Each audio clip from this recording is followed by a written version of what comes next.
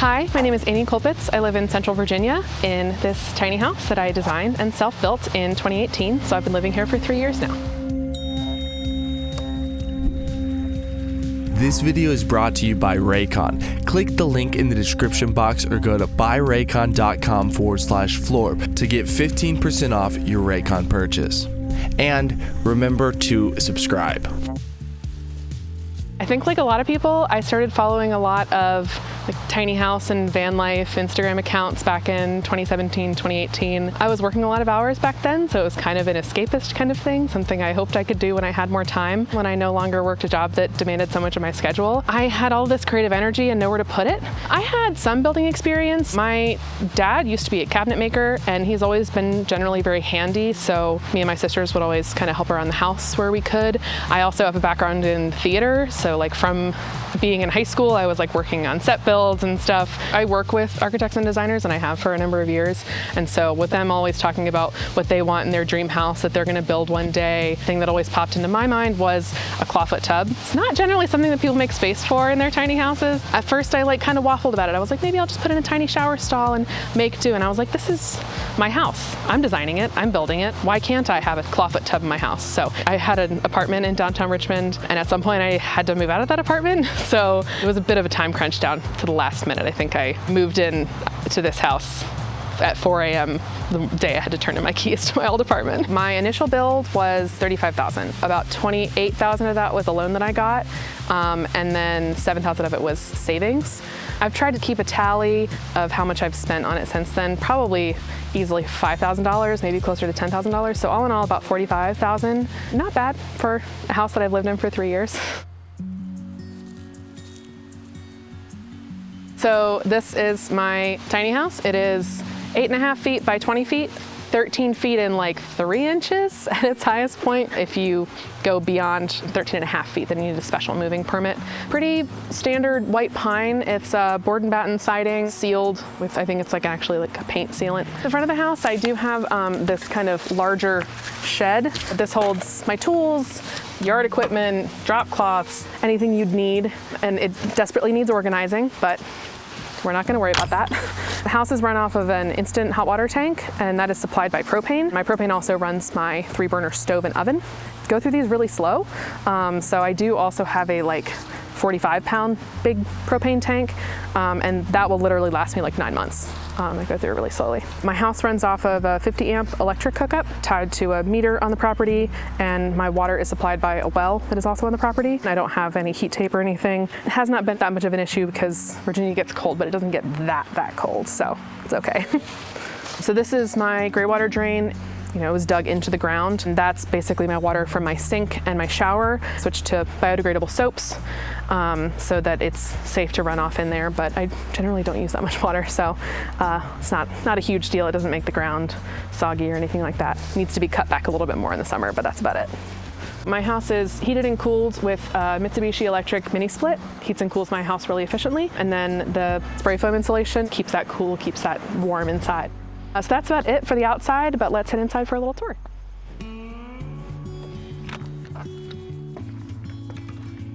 So right here in the entryway, this is my coat hook to keep all of my bags, my coats, everything up there.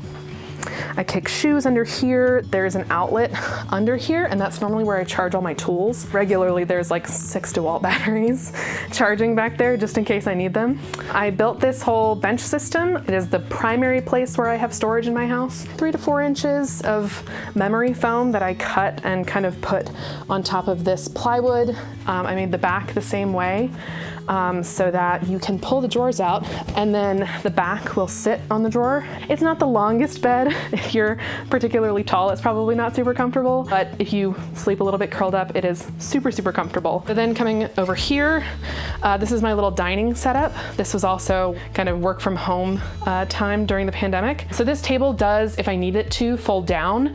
So this leg pops out, it hinges right here. So it drops down to there and I can move my chairs out of the way. I do have a lot of books.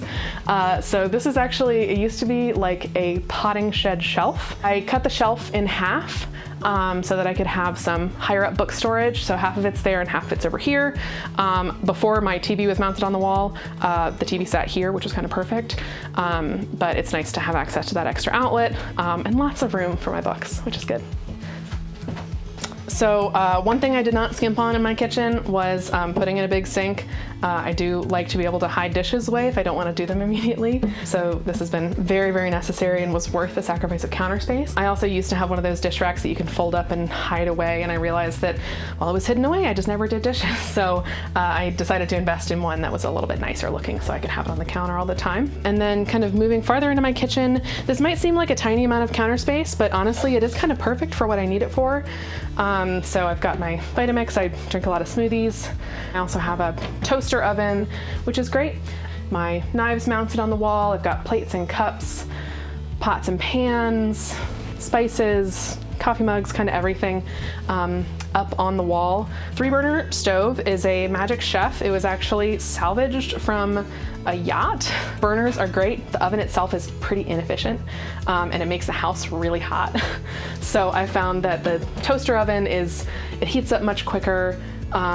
It doesn't pull a whole lot of electricity and it works out perfectly. So I have, general normal storage in my cabinets, but I also have this spice rack put in along the side. Very helpful for keeping lots of stuff organized that would otherwise be kind of gumming up a cabinet. So then we can transition into the bathroom. Nice long walk. So this is my slipper clawfoot tub. It's acrylic, so it was not super heavy. It doesn't take up a whole bunch of weight, but it is 60 inches long, so I'm 5'8" and it fits me comfortably. I actually built this sink cabinet with my dad. We couldn't find one that fit the tiny sink, and the sink didn't really want to be mounted on the wall. It kind of fought us on that, but the storage is very, very useful, so those shelves are pretty packed in there. My composting toilet, I got a Nature's Head, which has been absolutely fantastic. Super quiet, never had an issue with smell or anything. Little shelves for my jewelry, my makeup, stuff like that. And then over here is my closet storage. This is just a couple drawer sets from IKEA that roll out. And like this top one that's not as easy to see into, I use for like my winter stuff. And then I got a couple bins on top, and then next to it I have my hanging storage, and I installed one of those drop bars. So there's stuff hanging here and there's stuff hanging down here. So I'm making use of all of that vertical space. My bathroom door is this sliding barn style door that my sister and I built together. It's made out of white pine, and I sealed it with the same dark tung oil that I sealed my butcher block countertops with. They're different kinds of wood, so it doesn't exactly match, but I like that you can still see the natural grain of the wood. It just made it a little bit darker to kind of fit with the rest of the house. And it slides right back behind my closet.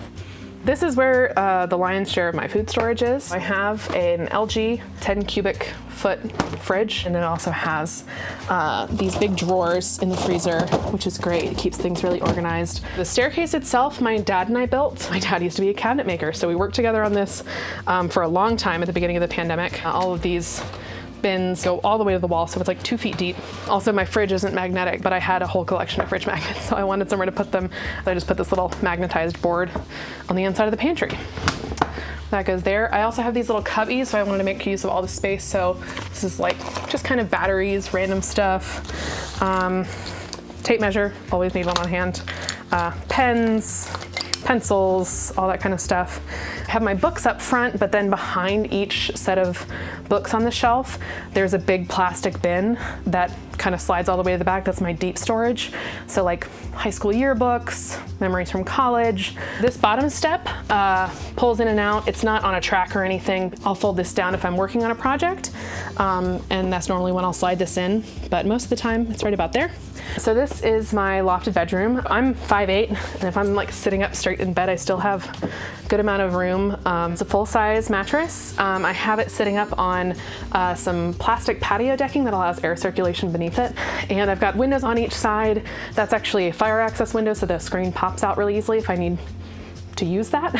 Not a whole lot of storage up here. I have a little bedside table. I used to have a big lamp on the table, and then I found this sconce that literally just plugs into the wall, which also extends and moves, which is really nice, but also it's just cute. I do think it's important to be realistic with yourself. I didn't have a whole lot of trouble getting rid of stuff, but if stuff is important to you, recognize that. Like, changing your space isn't always the solution to a problem.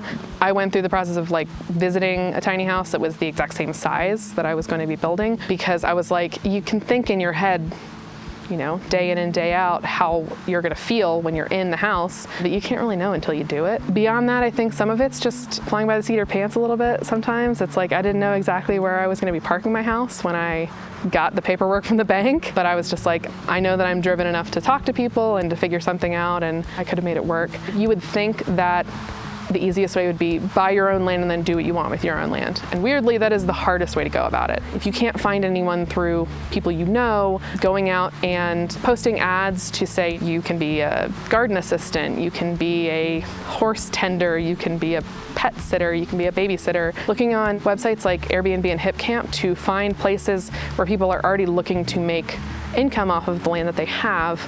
I mean, that's a great foot in the door, is you're coming in and saying, hey, I'll not only be of assistance to you, but you get to make a little extra money from my rent. People always assume that there's some magic formula, and there really isn't. It's just about research. It's about talking to people in the, you know, the county where you live. Go talk to people who work in zoning. Your best bet if you want to fly under the radar is a private landlord where people can't see you. And then beyond that, just be a good neighbor. Be kind, be quiet, and be courteous. You cannot always control the vibes in the outside world, but with Raycon earbuds, you can control the vibes going into your head. With Raycon wireless earbuds, no matter what the situation you're in, you can switch on a relaxing podcast or a song and get your head into a nice place.